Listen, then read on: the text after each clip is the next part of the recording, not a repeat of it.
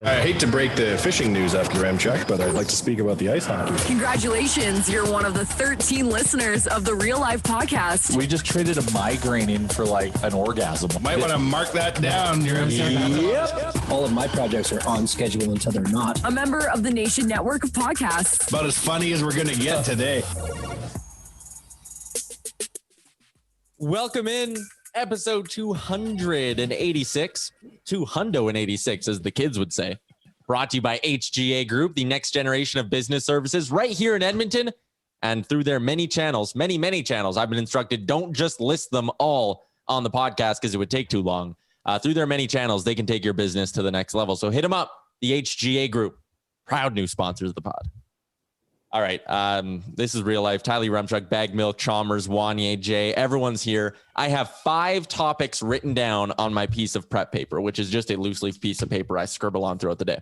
Wow, this show might be on the rails. I was just going to say, I wonder if we get to all 5. 2 of them are Oilers related. 2 of them are hockey related. One of them is neither. It's just out there. But I want to start with Game 7 tonight, Leafs and Habs. As Oilers fans, are we rooting for the chaotic Toronto loss that results in their fan base fully imploding? Is that where we're going tonight? Oh, yeah. Yep. Well, yeah, of course. There is no other thing to cheer for. Don't you kind of feel bad for them? No, Leafs fans, when the Oilers got knocked out in 4, they had so much fun talking shit.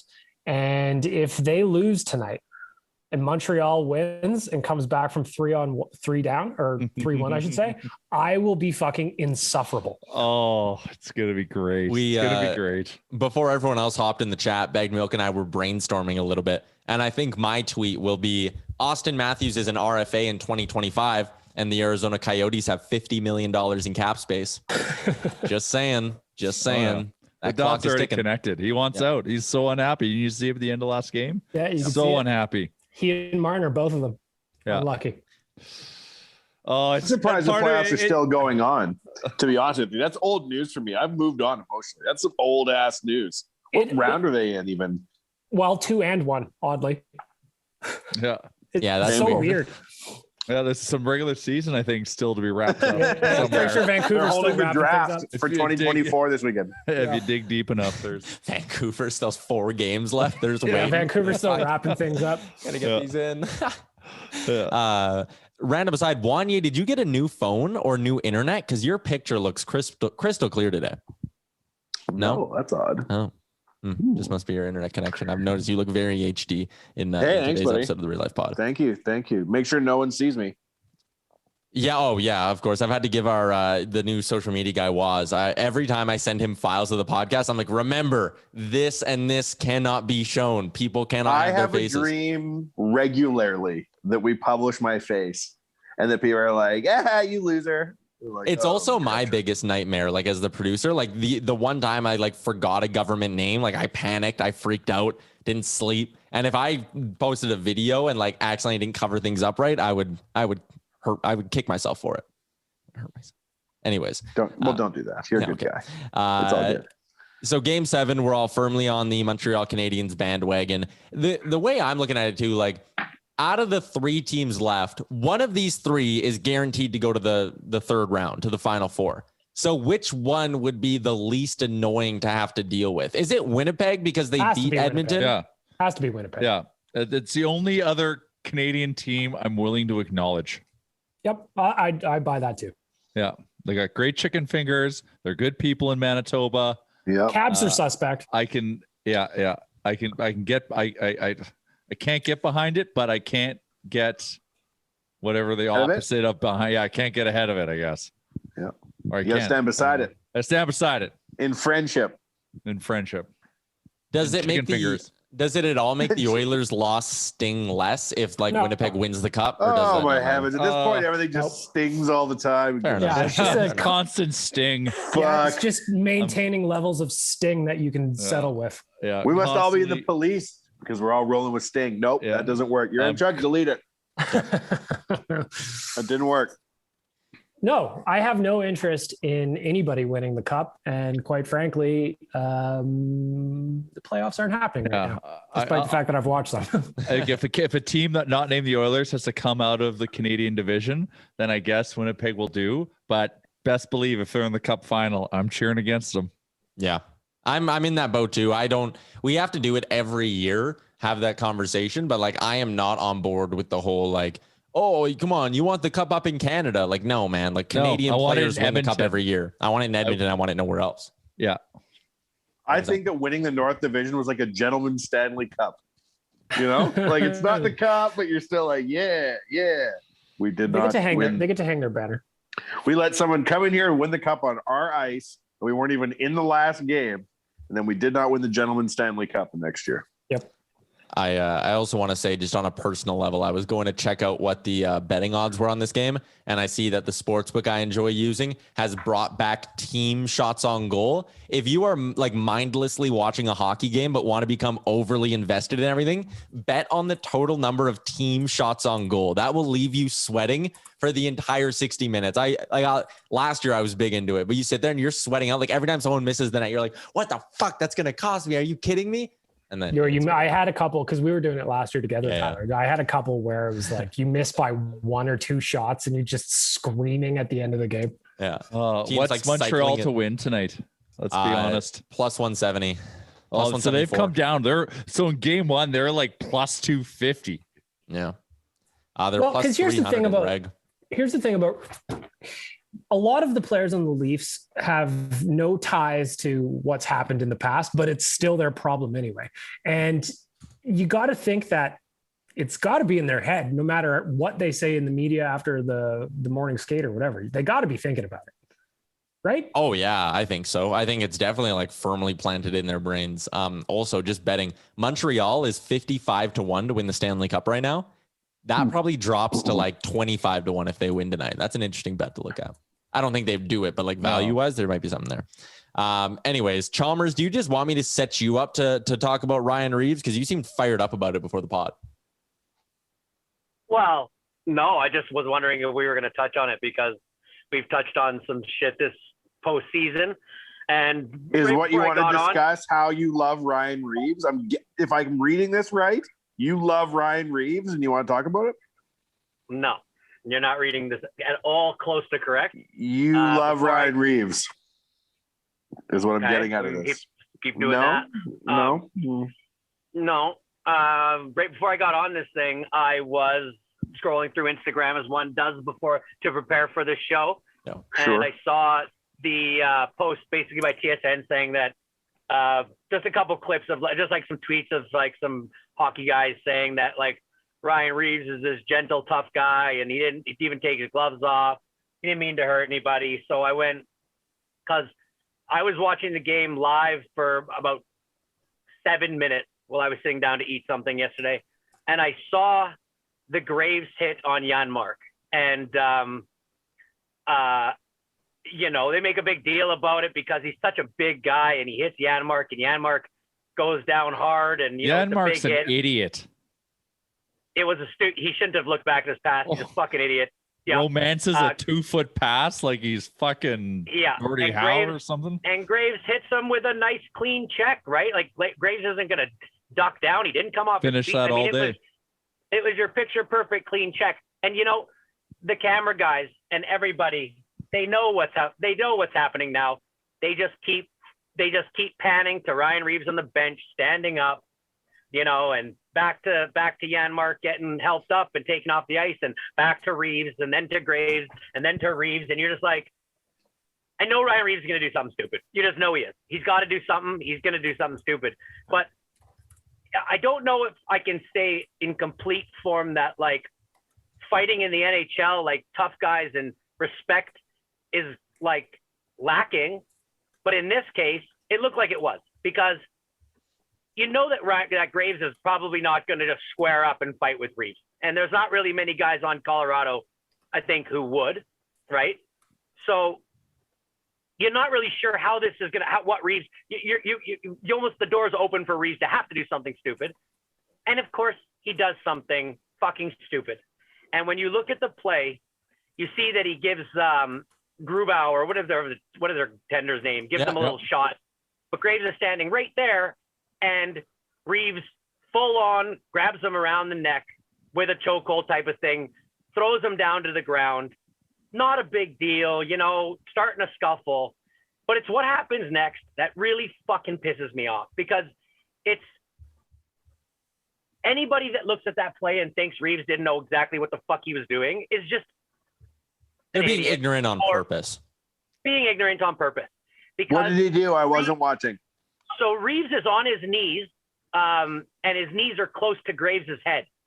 And he's got him down on the ground, and Graves is not really like, he's trying to protect himself at this point. So, but he's not like actively trying to engage with Reaves. Reaves lifts up his body to try to get up when he could have just sat on kept his knees. Well, he puts one of his fucking shin pads right on Graves' face. And are you not allowed to imagine to do that? Pushes down. Yeah, no, not allowed to do that. Weird. Weird. You can't even fucking do that in MMA. Well, now you can, but never used to be able to do it. But it was just so, and so anybody that looks at that and thinks that Greaves doesn't have, you fucking poked the bear and now the bear's mad. Well, these guys have spent their whole career being mad and being in positions like this and knowing how to do it without being an idiot about it. And to lift up your fucking knee and place it on a guy's fucking face.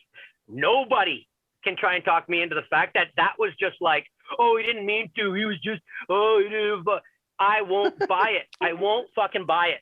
Because if you watch it, he had choices. He could have just I don't know, at that point, when you got a guy on the ground like that and you have his back, like an MMA type of thing, what do? You try to choke him out. You try to hold him. You try to give him some cheap shot. Well, okay, fine. But what Reaves did was find himself in a position where he couldn't do any of those things and tried to do something, in my opinion, and you'll have a tough time talking me out of this, but inconspicuously to still hurt Graves when he had him in that position. And that choice was to put your fucking knee on his face. It's just ridiculous. And I fucking love tough hockey, and I hate that I have to fucking feel like this about this kind of a play. But that right there was not tough hockey. That was straight up a guy being a fucking idiot. Does anybody disagree with me? No, I'm with you 100%. And Ryan Reaves doesn't do anything for me as a hockey fan. He plays between, I'm looking at his game logs, he plays between 8 to 11 minutes a game. He doesn't put up points. He can't do anything when the puck's on his stick for the most part. He's just there for this weird intimidation factor. And Colorado played it right.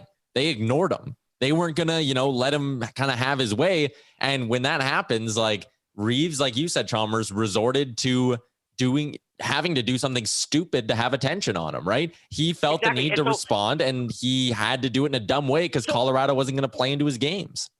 I totally agree that Vegas had a right to respond. Janmark, a hat trick the game before. This is a good player who fucking caught himself in a vulnerable position and paid the price for it. There is ways where you don't have to have Reaves take care of this. There's got to be a guy on that Vegas bench that goes, look, we're down 5-0. Yeah. Reaves could have just found his chance and blew him up. But Reaves is too fucking slow to catch Ryan Graves, so he can't. So he's do dumb shit. So Reaves could have gone up to Graves and said, look, you're not in my weight class. I know you're not going to go me, but you're going to go this guy. And if you don't, then you're going to have to fucking watch out for me for the rest of this series, right? But he didn't handle it like that. Remember back in the day, you had respect. You had guys like Reaves who played integral roles on hockey teams, a la Dave Semenko. He was a deterrent from hitting our superstars, and it was necessary. These players have always been there, and they always will be. And that's what was supposed to keep the players. There's that whole thing. So the players keep the other players responsible. Well, come the fuck on. If that's what Ryan Reaves thinks he has to do to keep Graves responsible for a fucking great hit. It's a clean hit. Graves doesn't even have to respond to anyone. He hit a guy hard. Yeah, but in this day and age, it's it's the exact same thing as like the Tavares thing. Like, that was an accident, but, Foligno's like, look, man, I didn't mean to do it, but we got to do this because I have to ingratiate myself to my team. I'm new. I am a leader. I want to show these guys that I'm here for this team. And I get that. I do. And so there's always going to be a place like that where, it strengthens a team. But those guys used to have respect for each other. It would be like, I don't know, man. It just seems like it's gone in such a fucking bad direction of this, like, cause and effect, a cause, a big hit. Scott Stevens used to throw big hits and then somebody would come and fight him. Great, whatever, right? When Graves throws a big hit, nobody rushes over to fight him. There's a little bit of a scuffle, but it ain't that much, right?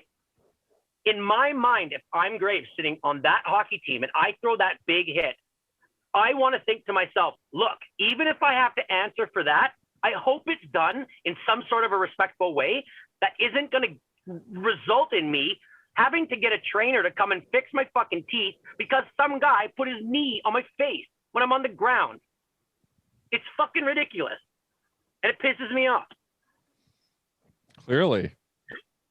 Yeah, it does. And there's nothing wrong with your opinion, Chalmers. I think it's. I think you're right. I've in the past, when I see something I just don't like, whether or not it be the Tom Wilson thing or the Darnell Nurse thing, there's always a portion where I'm like, am I taking the toughness out, or am I just reacting to something I didn't like the look of, right? And so I fight that. In this one, I analyzed it from a point of view of like, it didn't even look that bad, but I've played sports enough to know that when like, there isn't a time when you are so enraged that you like black out. You know what you're doing, okay? And in that instance, when I see him do that, I'm thinking that's if I rail against this, it's not taking toughness out of hockey. It's taking stupidity. It's taking intent out of hockey, So this one was kind of a clear-cut one for me. You know what I mean? Yeah. Anyway, it just fucking rattled me because I just like I'm going back outside to do like yard work. I got all these projects I want to finish up, but I'm thinking to myself when I leave that, I go, I'd like to see this game's gonna get physical. This game's gonna get intense. And I would really like to sit down and watch this. And so when you know that kind of thing's gonna happen, and then you see that kind of thing as is the result, you don't really get to see the buildup of it. Yeah, I got probably a little more emotional than I need to about this, but it's like, why can't this shit just be handled properly? Why do guys like that have to fucking, like, you're right. He adds nothing for me in this NHL. Nothing. Yeah. Let's guys like Tom Wilson, I would take fucking 100 times out of 100 times if it came to like guys like Tom Wilson, I love. You got an all around game, right? Is that guy going to do something stupid? Yeah, probably once in a while. He's kind of a meathead. Ryan Reaves doesn't seem to ever do anything that isn't idiotic. If Ryan Reaves was put on waivers at league minimum and the Oilers could pick him up, I wouldn't want them to pick it up. Like, I think he's that useless in general on the ice. Like, if you really value the intimidation factor, then sure. But even then, like, it doesn't. He's just a waste of a roster spot. Man. He's a fucking dinosaur. They're not like him in the league anymore, right? Guys that are like tough. You don't need those heavyweights skating around lumbering a fucking piano on their back. For what? Well, is he slow? Is he slow now? I thought that was his superpowers, that he was actually could skate. And he scored. What did he score? One goal in 50 games. I didn't ask how many he scored. I said, can he skate? Not really. Like, he's not a strong skater. Like, it's not like he flies around the ice like Josh Archibald to hit guys. Like, oh man, I'm just watching the replay now for the first time. That's greasy. It's greasy. That's really greasy. So like under the pile shit, like it's like known in the NFL that if there's a pile like for a fumble and all the players are in there, that there's gonna be some like eye gouging, some fucking guys grabbing each other's nuts, like they want to do some damage under there. It's widely known, right? But in hockey, when you have a guy on the ice like that, it's not like, okay, so from the first little angle, I thought he might have tried to slam his head in the ice. I couldn't tell, right? But then they get that reverse angle where you see him get his knee up and then back down onto Graves' face, and it stays there for a while. That just fucking rattles me. That is across the line. That is, shin pads are fucking strong as shit and hard for a reason. And they're not to be put on somebody's face. Yeah, I gotta try to find this reverse angle you're talking about. What's worse? What's worse is like, and I don't know. This could be the part where my argument starts to just get kind of like emotionally silly. But what happens if he like does put his knee on his face like that, and then all of a sudden some guy like kind of takes the weight like so that he can't control how he's weighing, and that thing slips onto his neck and he can't get up, and he's on the guy's neck. Like, oh yeah, like it's just dumb. It opens the door for like a bad thing to happen. So dumb, man. 100%. But also, like, if you just I'm trying to catch up because I didn't watch this game yesterday. But like, that's fine. Also, did Ryan Reaves make a difference? I'm looking at the score, and Colorado put up a touchdown. Oh, because they had a 9-minute power play after Reaves did that. 9 minutes. Yeah. 9 minutes. When does a 9-minute power play ever happen in a hockey game? How did that even sweet. What was the math on that? Like, what did he get? You got like 19 minutes in penalty or 18 minutes in penalties, I think. Match, 10 minutes conduct. Just everything under the sun. They just everything. Yeah. Okay.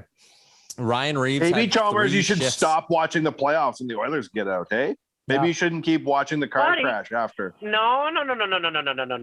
Do not do that. I fucking love hard hockey. I love good hockey. Yeah. Well, whatever. Yeah, you seem pretty worked up about it all. I feel great. I don't know anything you're talking about. I don't really know who Ryan Reaves is, to be honest. Nah, I'm not going to stop ever caring about hockey because one meathead does something stupid. I'm never going to do that. No, I'm saying stop caring about hockey when the home team's eliminated every season. Yeah, I'm turning into a Jays guy now. It's a silly season. Yeah. Yeah, all right. well. All right, I am I'm going to transition this because we did a lot of Ryan Reaves talk. One more question for you though. Has Ryan Reaves been suspended in the last like 5 years for stuff? Like probably. I just haven't looked it up. I'd have to look it up. Can you remember off the top of your? Yeah. Like what do you think is a result of it? 2 games. Okay. Just curious. 4 regular season games. I don't know. But at the same point, with Department of Player Safety, who knows? Probably fine. It could be anything, They'll sit there and be like, well, what rule did he break? And you'll be like, well, a bunch, I guess, well, but like, did he? Because that was how they got out. That's how they handled the Tom Wilson thing, right? Is they were like, well, we can't find a rule that he broke that's suspendable. Like it was roughing. Like, okay. Boarding. They suspended him for boarding, which has never been done before. Oh. Did you have on your agenda for today, your M-Chuck, how silly it was. about Ryan Reaves for 20 minutes? I had the first 2 notes were Game 7, and the next one was Ryan Reaves. So Chalmers equals Ryan Reaves? ? All right. To switch gears, we're giving some love to our friends at Neo Financial, a better way to spend, save, and get rewarded. I've looked at the app. It's sleek as all hell. It makes your finances a little bit easier. And that's really all we want, right? That's all anyone wants. They want their money situation to be a little bit simpler. Neo Financial can do that. And if you keep it locked on all of our socials, they want to put a little money in your pocket. Maybe a couple $100 extra bucks here, a couple extra $100 there. Neo Financial giving away money with us as well. So head to the Oilers Nation Instagram and Twitter and keep it locked there to never miss a chance to win something cool from our friends at Neo Financial. Speaking of money, this is just a total aside, sort of. I did a $4 DraftKings contest yesterday, and I won $170 US off it. I was fired up. Nice. I came 5th out of 3,000 people. In hockey? No, baseball. Yeah. Which ties into what? No, go ahead. I struggle with hockey, with DFS hockey. I kind of given it up, but that win got me back into it. Baggedmilk, you said you're a Jays guy now? You're all in? Into a big Jays guy. I saw you had like, have you ever been like a huge baseball guy or just kind of like, I've always liked watching baseball. I've always liked watching the Jays. It's just the thing that I struggle with watching baseball is the season is so fucking long. Yeah. It's like, okay, they play 6 times this week. I like, that's a time commitment. Yeah. I've always liked watching the Jays. I always have. I used to watch it with my old man when I was a kid. Like I remember the World Series. We watched all that together. So like it's there. It's just sometimes it needs to be reawoken. So when the Oilers got bumped out, I was sad. Still wanted to watch sports. A little bit sad about playoffs. So watch the Jays. And I mean, he's not quite the Connor McDavid of baseball, but Vladimir Guerrero Jr. is one of the most electric players in the sport right now too. So that's a really, really good reason to watch his baseball team. Do you have like any observations from the game you took in? Anything? I saw you were talking about how you wouldn't want to be a first baseman because of the chatter. Yeah, that's my big takeaway is if I'm a first baseman, I'm not talking to you when you come to me. Like I'm watching Vladdy.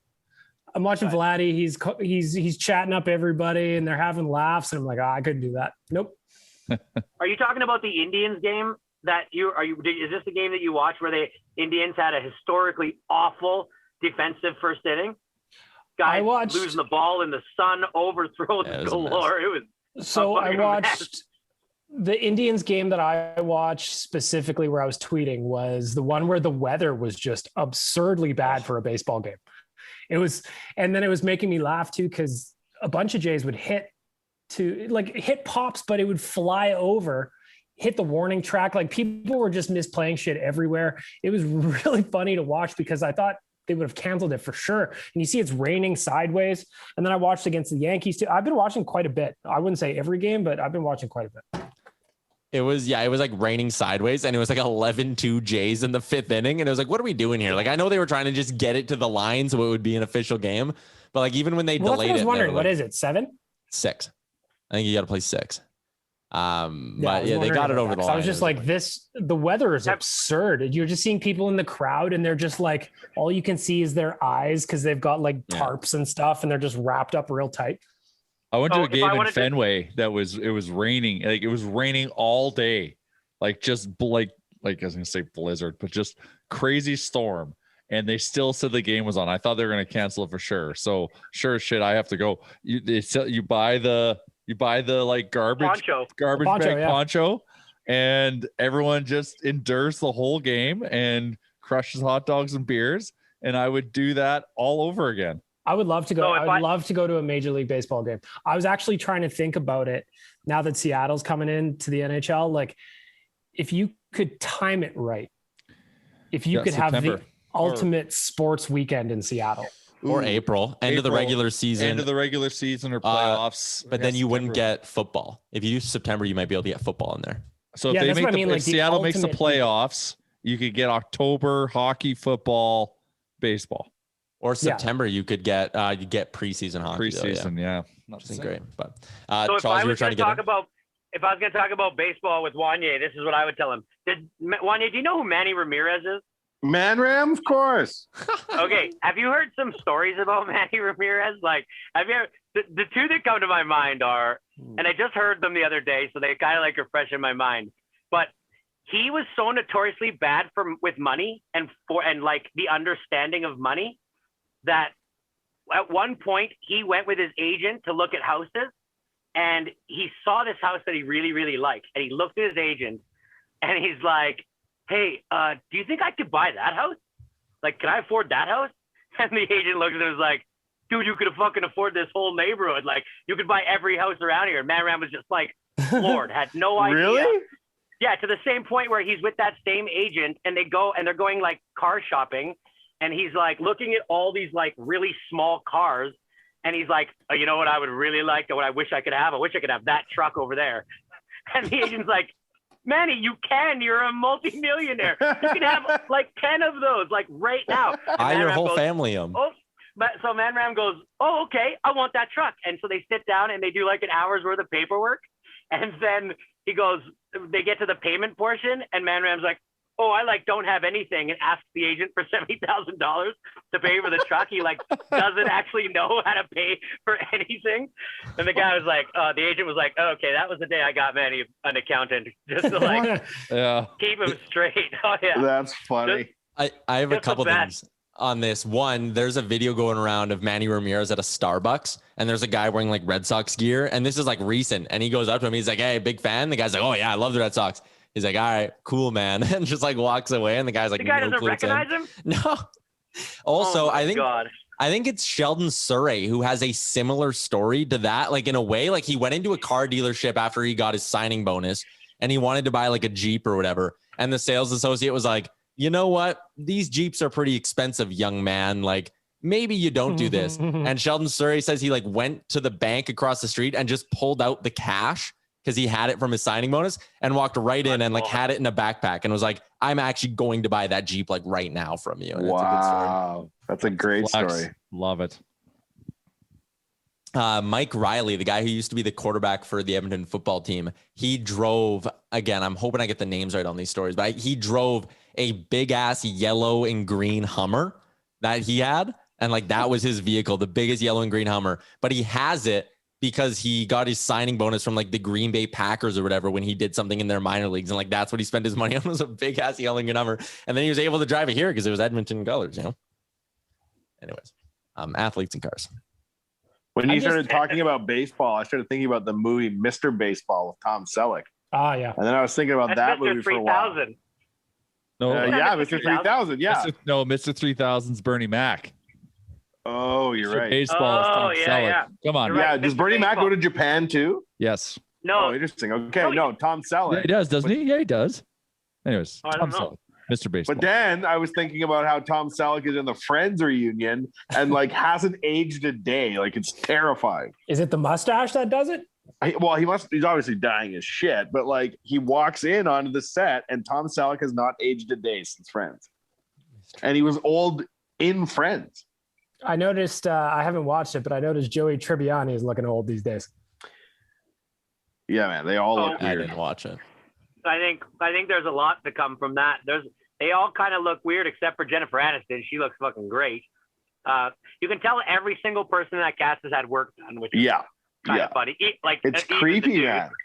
It's weird. Creepy. Like people getting work done. I don't know. Like I know everybody gets work done, but it's weird. Like David Schwimmer looks weird. He looks weird. Joey Tribbiani didn't look weird. He looked old and successful, but he didn't look like he'd had surgery. So one aside to come David from the Schwimmer reunion. did look weird. He did Yeah, that. yeah. I'm His just face seeing a was all picture of him. weird. One thing to come from the reunion is here's a little unknown Don't fact. say too. I haven't seen it, so don't Okay. be a spoiler. Okay, well, spoiler alert. This is not. You're that big of a missing spoiler nothing. alert. Don't Oh. watch the reunion. If you're a friend of Friends, if you're a fan who of was- Friends, leave them frozen in time. There's my advice to Who you. was JR? Who do you think the cast member that their part was written for them, and it was a cast member that the writers and the executive producers wanted more than any other cast member, and he turned it down. Well, I just gave it kind of away. He turned it down like 3 or 4 times. Wasn't going to do it. And then accepted it or didn't in the end? Accepted it. Oh yeah, no, he accepted it. So they're so hard off after. They wanted this person. They knew the character, and they knew this Gunter? person would be Yeah, perfect it was for definitely it. Gunter. Gunter, yeah. No, just kidding. Definitely Ross. It was Ross, David Schwimmer. Yeah. Interesting. Oh yeah. Did you know he was my wife- super jacked and they had to dress Ross in baggy clothes because David Schwimmer was like way too jacked for Ross's character? He's That I supposed to did be- not know. They did a good job. Wow, that's There interesting. you are. So while the The rest of street- you were thinking about baseball games, that's the kind of stuff I was thinking about. You're thinking of Jack Ross. Yeah, I'm like, God damn, Ross Green? Geller was Ross Geller. jacked. God, Ross Green, Rachel Green. Rachel Come on. Green, yeah. The streaming numbers from this reunion are going to be unbelievable because yeah. I know for a fact that my wife watched the reunion and then watched 9 episodes of Friends that day from starting season 1. And every time she has a TV on now, it's on an episode of Friends that she's streaming. She's If trying they're watch going to them do all over reunion again. shows, they need to do the reunion show and redo the Family Matters reunion show. Oh, yeah. That's the Oh my show God. I'd like to see. What happened to Steve Urkel? Yeah, Well, we're you know what? Stefan Urkel. Oh, there's some luggage to pack with that show. There's the Eddie's one bad, daughter, right? the daughter, I think, That went upstairs and never came back. went to Oh, the that one. into the Yeah, porn she's in the industry, I adult believe. film industry. Yes. Oh, yes. no way. Really? I think Carl Van Johnson. I think that's his name, or not? No, Carl Winslow. Whatever his name was. Al Johnson? Hal Johnson and Joanne Joanne McLeod? McLeod. I believe Yeah. he's Keep fit, passed have fun. away. Carl Winslow's passed away. I think Carl Winslow's passed away. Has the grandma passed away? This is probably a Golden Girl scenario where the grandma is actually the youngest cast member. Younger than Steve Urkel. Oh no! And then Eddie Winslow, I think the actor did something bad somewhere along the line. I don't love know. if I recall. Stefan Urkel is at. Yeah, And Stefan Jaleel Urkel. White, I remember falling down the rabbit hole of that guy, and like he was the highest paid actor on TV as a child actor, and like was like, "Fuck you, people! I have Lamborghini money forever," and he does. Urkel was the man. He ran Fridays. Yeah, man. And as the show went on, there was a thing I saw on YouTube, like whatever happened to, or like a looking back at the show. Looking at that show now, which was clearly made for children, but like with an adult brain, some of the plot lines are so far-fetched. And it was just to like make Urkel do a dance was like the point of the show. It's pretty funny. Wow. Jaleel White now. He does a lot of voice acting, it looks like. Now. Yeah. He's baller though. Like he's rich. And he hosts a show called Ever After with Jaleel White. So I got told like 3 or 4 times by a couple different people in the past month what show to start rewatching with the boys, and we did it this weekend.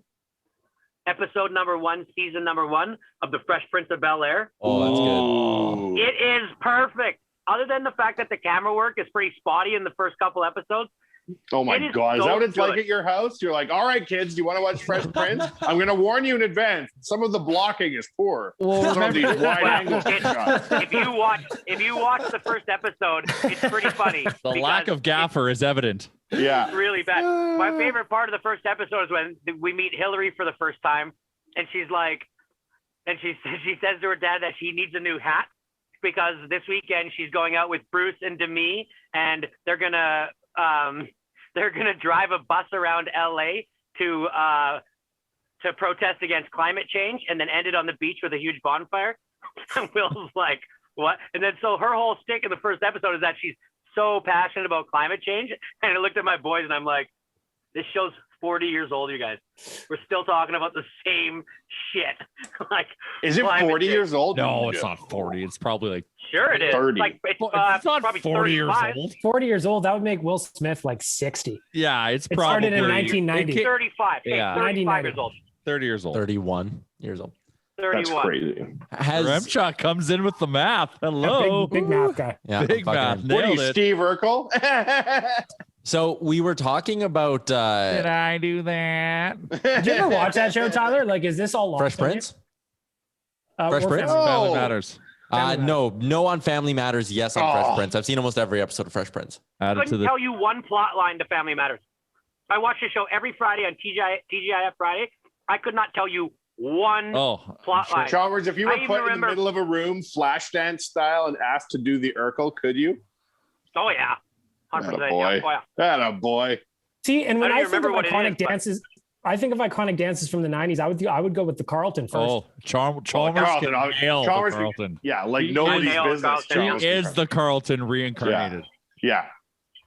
And if I could just merge that right into a smooth transition to the Urkel. You don't remember how to do the Urkel where he hiked up his pants? It was kind of like the Backstreet Boys zombie dance, but he had his Yeah. Yeah, he Pants picked hiked It's just up, more of a shuffle, wasn't it? marionetted and then his you legs. do like a march from side to side and kind of screw your Yeah, face that up and was do the easy Urkel. that's Yeah. easy as a banshee. Yeah, that one's easy. But like to my point, I even remember like Full House like episodes, you know, like DJ trying to lose all that weight and running herself, not eating. Like I could tell you a million plot lines from Full House, Oh, not Full House. one from Family Matters. Oh, What? When they made the robot and they Yes. brought him back? Urkelbot. Okay, I or can do Urkbot. one now. I can do one now. my It's gosh. Or what about any episode with Stefan Urkel? Yeah. Stefan Urkel, and then he got cloned, and Yeah. then there was Urkel and Stefan Urkel. And You don't then- remember these things, Chalmers? And Not really, Don't you no. remember Urkel could ball? He was a basketball dynamo. Yes. Like Yes. Kevin And then from The don't you Office. remember he had the girl who liked him, but he didn't like her? He only liked Laura. Don't you remember Carl was a cop? And the Yeah, I grandma remember and he Harriet, was a every hunk. show.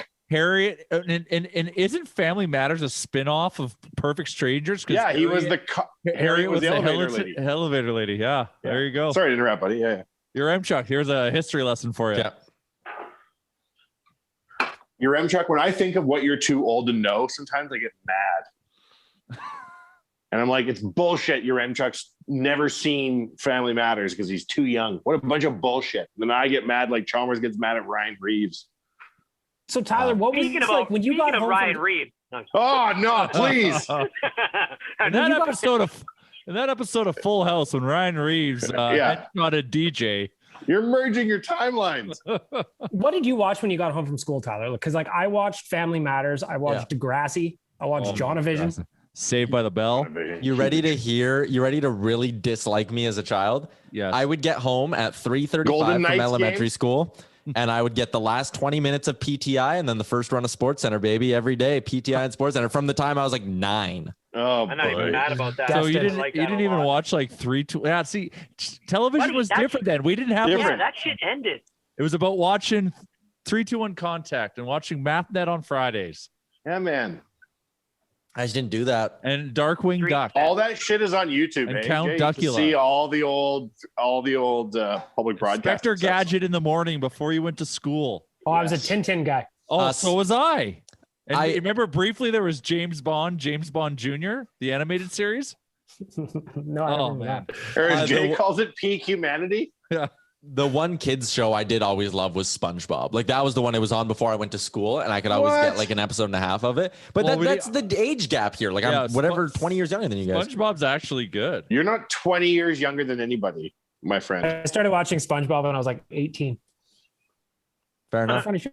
Power Rangers coming home. Power Rangers. I remember Power Rangers when I was a little kid. Yeah, I remember that. But again, I think it lost its hype by the time I was like in that age range. Anyways, I remember the Jetsons being appointment television for myself. What's the Jetsons? Oh, love the Jetsons. I watched a lot of Looney Tunes with my dad, actually. Just like the old Looney Tunes cartoons. My dad loved those. I loved them too. Well, then there was Saturday cartoons on that Mike Sobel hosted. What was it called? One Saturday morning. Toon Crew. One Saturday morning, wasn't it? Toon Crew. That was Animaniacs, Darkwing Duck. Huge. Love Darkwing Duck. You could color shit and send it in. He'd hold it up to the screen. Oh, that was a good old time. Unbelievable. Yeah. Remember the high school trivia show, High Q? Oh, yeah. I knew kids who went on that. My babysitter. Oh. Hey, listen to this story for a flex. My babysitter went on High Q and won while she was like in the era of babysitting me. Wow. That immediate crush. Proximity to success. High.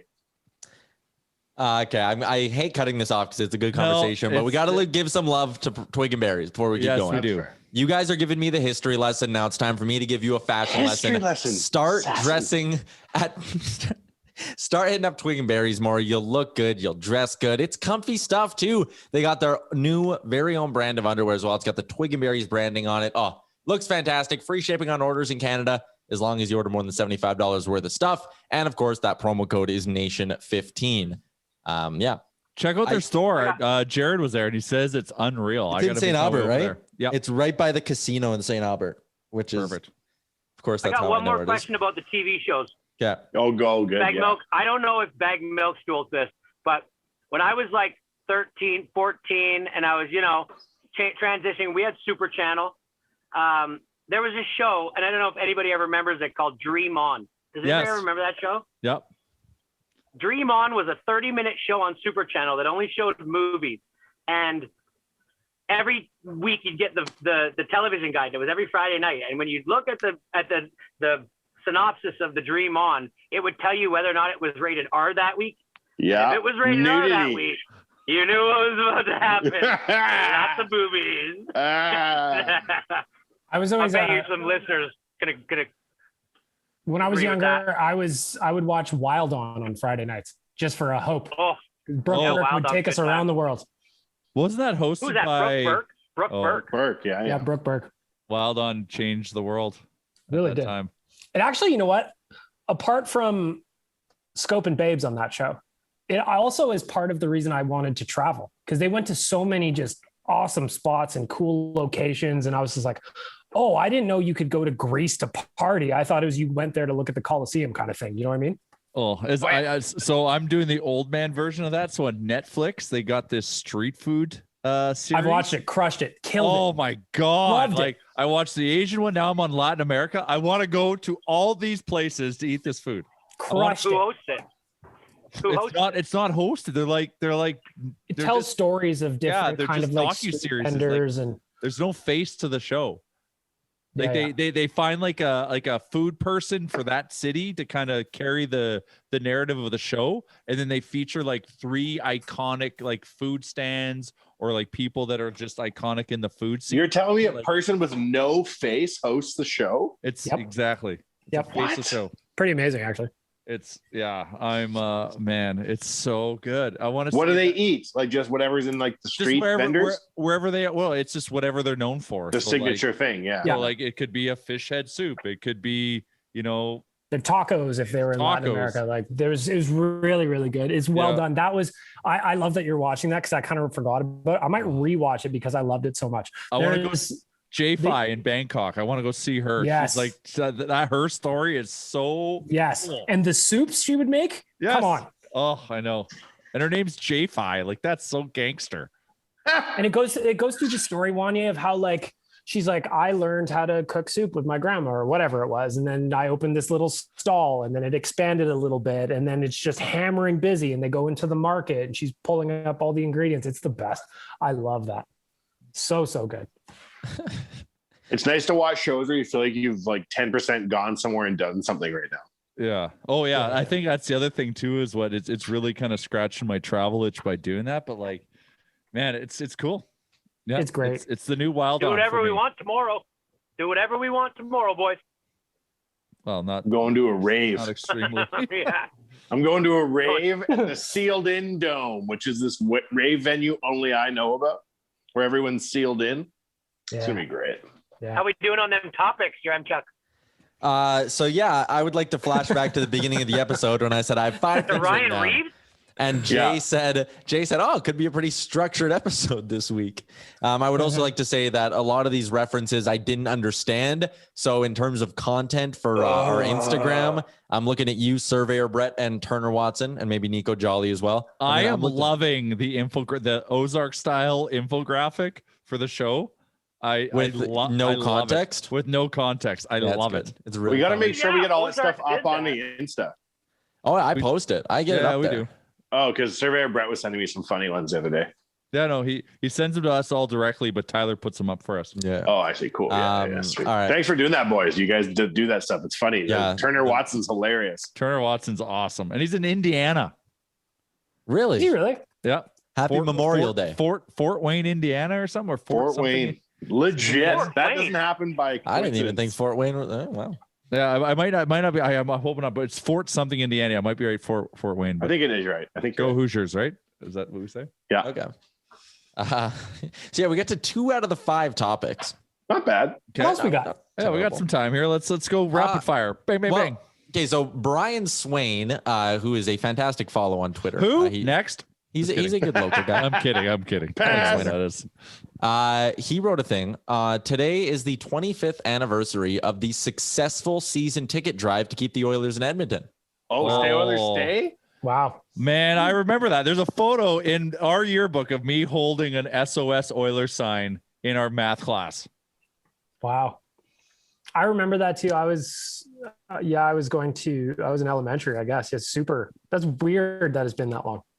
EIG, thanks. That was a big deal. Like there was legitimately a day in Edmonton or days where we thought the Oilers were gone. Yeah.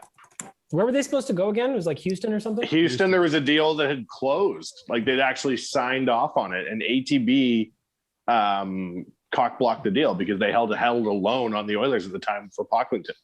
And in that document, it was if the Oilers were sold, ATB had like 30 days to kill the deal and replace it with a deal of equal value.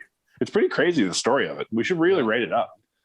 Yeah. Like that group, the EIG, like those guys did something very special for that. So that's guys that have come, built their wealth in Edmonton and did something very important for Edmonton. Yes. Wanya, you guys have to do a revisionist history like on that. I would love to read that. And I was old enough to comprehend what was happening, but imagine just younger Oilers fans right now, they have zero idea how close we were to losing our team. Well, and the other guy that you need to thank for the Oilers not leaving is Gary Bettman, because he came in and said, there's no way the Oilers are leaving Edmonton, just like he won't let the Coyotes leave Phoenix. And at the time, Peter Pocklington was like, who the hell are you? Because he was the brand new commissioner. And Gary Bettman put his foot down. And I think at that time, there was only one other professional sports team that was owned by a collective, you know, and that's like the Green Bay Packers. I don't think that kind of like that group, because weren't they, there wasn't one like majority owner. No, there's 30 shareholders kind of and they were all parts, equal. right? Yeah. Right? We should do a 10-part investigative standalone podcast series of how the Oilers stayed in Edmonton. Very interesting. That's very One time me and Willis did a 3-part thing on why Gilbert Brûlé was going to save the Oilers. I'm still exhausted. It was an exhaustive piece of investigative reporting. Those days of the Oilers history were wild, man. Because everything was gate driven. There was no TV deals whatsoever. And most teams, especially the Oilers, were a money-losing proposition. Now they're getting so much money in TV deals and merchandising deals and ad sales, where the NHL does a deal with Honda and all the teams get their slice. In those days, you were on your own. Yeah, the revenue sharing and all that shit has definitely helped it out, where like even the least profitable teams are still seeing their franchise values go up, right? Like you can say what you want about like the Arizona Coyotes, but the bottom line is if they sold their franchise, it's worth a lot. Well, since the days of the EIG, the value of a sports franchise changed from a thing that allows you to sell a whole bunch of in-person tickets to a really popular TV show. Yeah. And then the value of being part of the TV show, whether you're winning or losing, is still super high, right? It's like why the Islanders can make a go of it. They have some sort of regional TV deal in New York where they make, I can't remember how much money, but basically they don't need to have fans, which was helpful during this crazy ass time. They're also getting like a ballin' new fucking arena too, which looks beautiful. It's out in like Belmont or whatever. I don't understand how this all worked. I went to an Islanders game once with the Hockey Fights guy, and it was when they were still in Long Island. He's like, you watch, they're moving to Brooklyn for 3 years, then moving back. And he's like explaining this like really far-fetched conspiracy theory about ownership. And Charles Wang on the team, I believe he passed away at the time since. He has, yeah. But exactly as he predicted it would be, where they moved to Brooklyn, but they don't consider the franchise having moved, and they move back when they get their new arena. It all went to plan. Yeah, that was a weird situation, them moving to Brooklyn, where like the people who owned that arena didn't even want them there. But yeah, the Islanders didn't want to be there either, and the fans hated it. Like no one liked that move. No one. It was pretty great when you would see some shots hit Twitter or whatever from when they were in Brooklyn, and there's just a chunk of the ice that's just gone because it's built for basketball, not hockey. Yeah. That was So just funny. all fucked up. All right. Well, we had a couple more topics, but we're pretty much at the end of the podcast. No, Come on, rapid fire. Rapid fire. Come Rapid on. fire. Okay, the last one here. I saw this one on TikTok, and I thought maybe it could inspire a debate, but it might fall flat. So maybe it's good that we're just doing it quickly at the end. A debate on when do you fill up your car with gas? Do you always wait until the light is on fucking empty? Or sometimes if you're at half and you're driving, will you be like, you know what? I'll just fill up now. Let me handle this. Okay. Let me handle All this. right. So I used to drive a beast of a vehicle, 1984 Dodge Ram Charger. 125 liter tank, got about 2 miles to the gallon. Mm-hmm. So I was poor, working at Safeway, making $6.50 an hour, working Not 6 bad hours for the a week. time. Working 6 hours a week, having Gotta to pay pay your That's the union issue fees. right there. having to pay It's your total hours. $9.25 a week for union dues. So Unfair. my take home was low. So $5 is all I could put in it, and even if gas is 70 cents a liter, that's still not a lot of gas for that thing. So I used to run that thing constantly. Like for me, the tank in my mind was full if the little like gas light arm was on the empty line, because I lived below the empty line. Life in the fast lane. That's what that is. So that does one thing. That forces your car to suck the bottom of your gas tank out. And in there over time. That's where they keep all the best gas, though. Yeah, but over time you develop some crud. Okay. Well, For lack of a that's better fair. term. So then you start sucking that crud into your system, and then you got something called a fuel pump.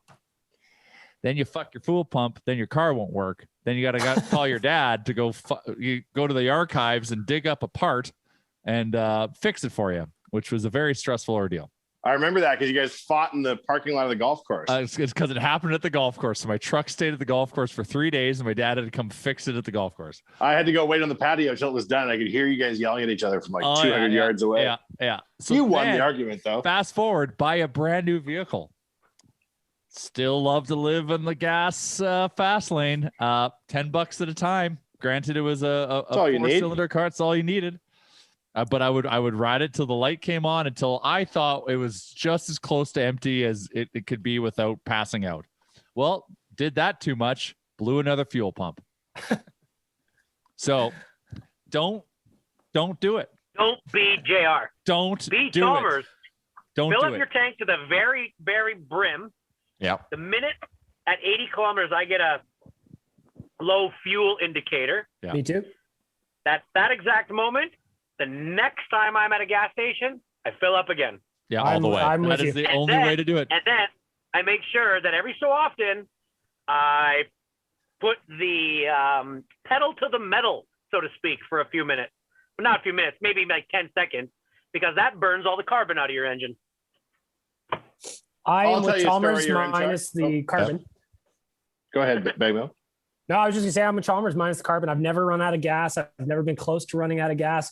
The only time I haven't filled my tank completely was over this last year and a half because I just haven't been driving. So I'll toss like $20 in it and that lasts me forever. But that's about it. I'm with Chalmers.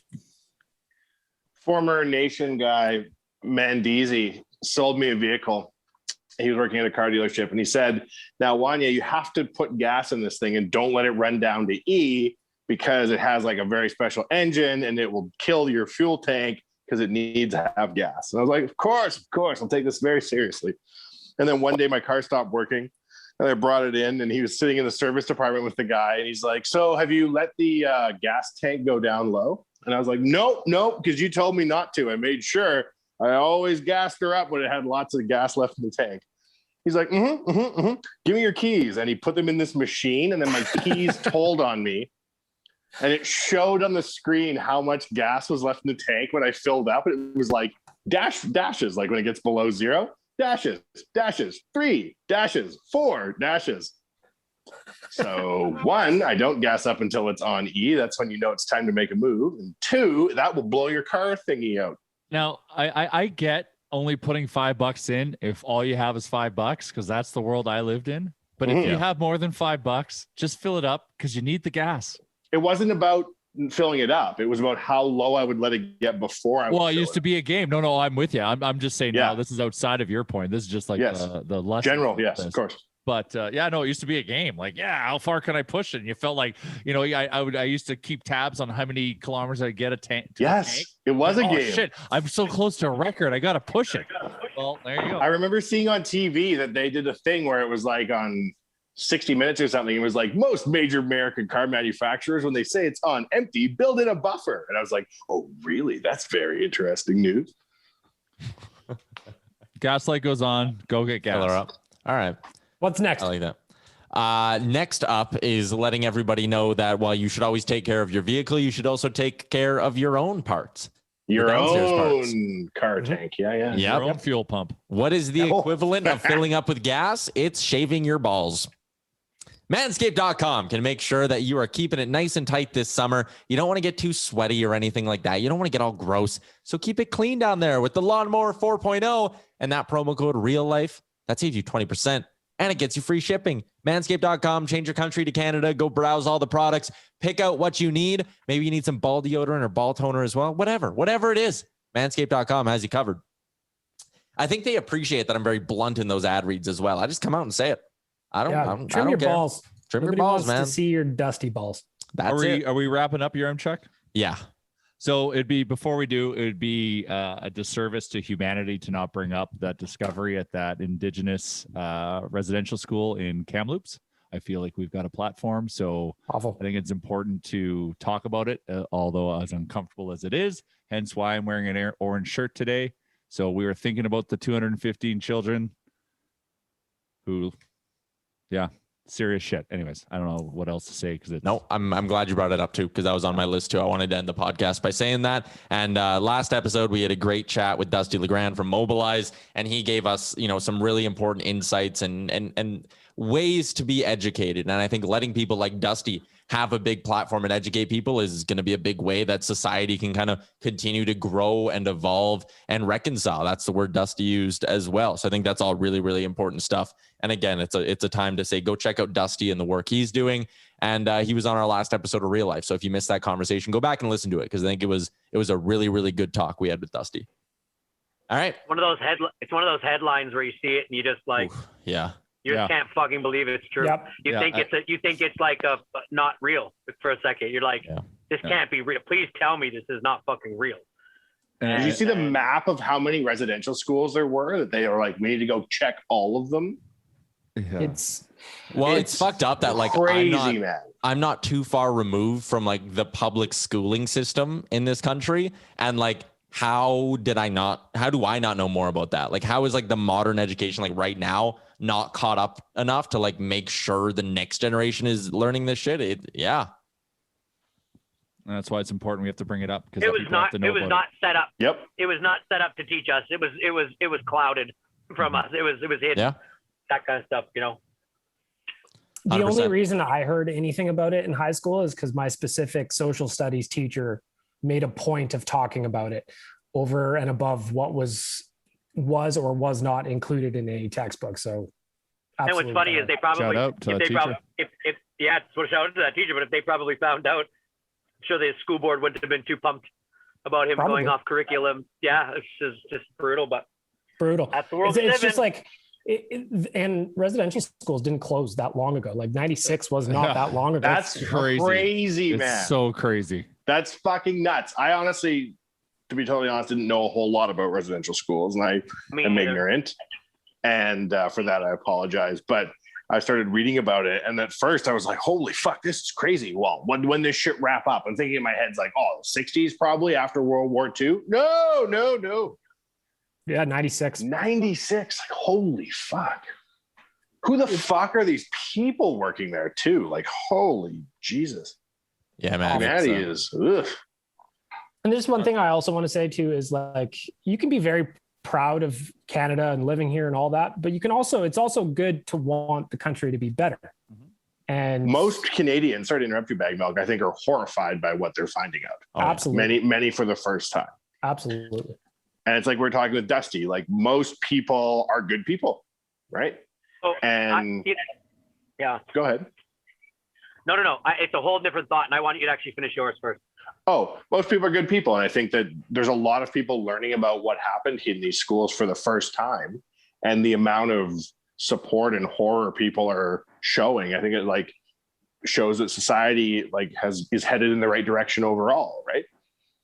But like, what a horrible thing to have gone through. Like, holy Christ. It's crazy. Yeah, personally, I couldn't believe it when I saw that headline.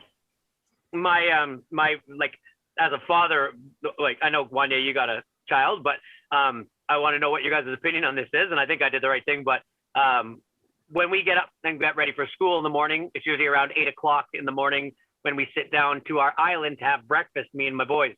You have your own island? Yeah, it's beautiful there. Yeah. Wow, it's impressive. Got waterfalls on it. Wow. Anyways, Continue. So we turn on the news, and a lot of times the first couple stories usually aren't very heartwarming, to be honest with you. So I kind of try to like talk to the boys and get their attentions off of. This was obviously the top story of the morning, and I noticed my older son and my younger son, they were quite focused on it, and I like immediately was gonna think like to talk to them about something else, right?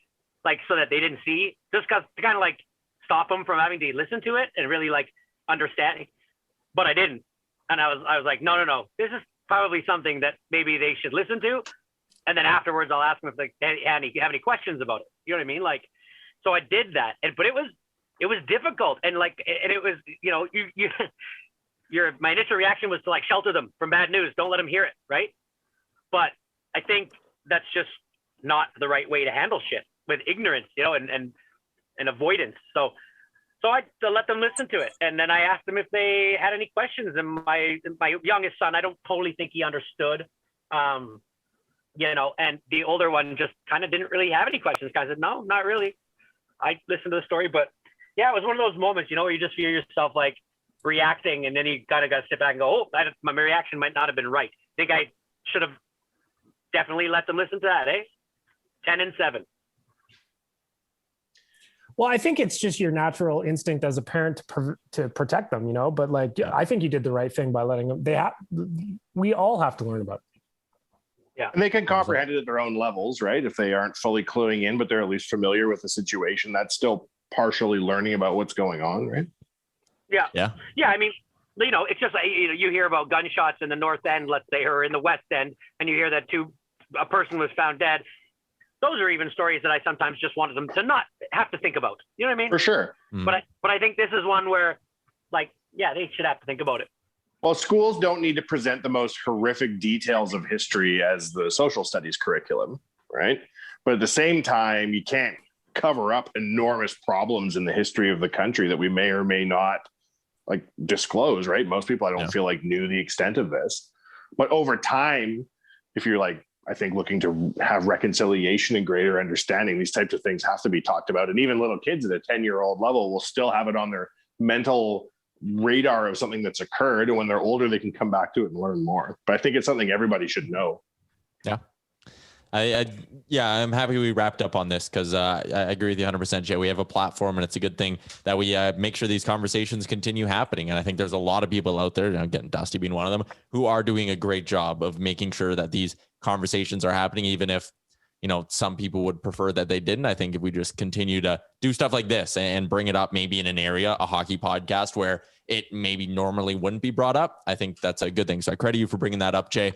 Credit everyone for tuning in as well. Sorry, Graham, Jack, one final thing. It's it's okay to not feel comfortable and still bring shit up and talk about it. You don't have to know, right? That's what having conversations is. Yeah. Yeah, 100%. 100%. Good job. All right. That is going to wrap up. One more thing.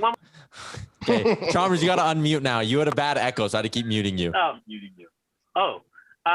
So just in conclusion to this Ryan Reaves thing, oh my God, I'm just kidding. No. I gotta go shoot a video with Josh Park. Don't waste our time. All right, we're out of here. I have to mute Chalmers again, but thanks everyone for tuning in to episode 286. Silence me, you're Chuck. Shout out to our title sponsor, HGA Group, as well as Neo Financial, Twig and Berries, and Manscaped.com. We will be back on Thursday. We may even be having a chat with a former Oiler, so we're teasing that right now as well. This has been episode 286 of the Real Life Podcast, and it's over. Great job on making it through the entire hour of the Real Life Podcast. Don't forget to like and subscribe wherever you get your podcast from.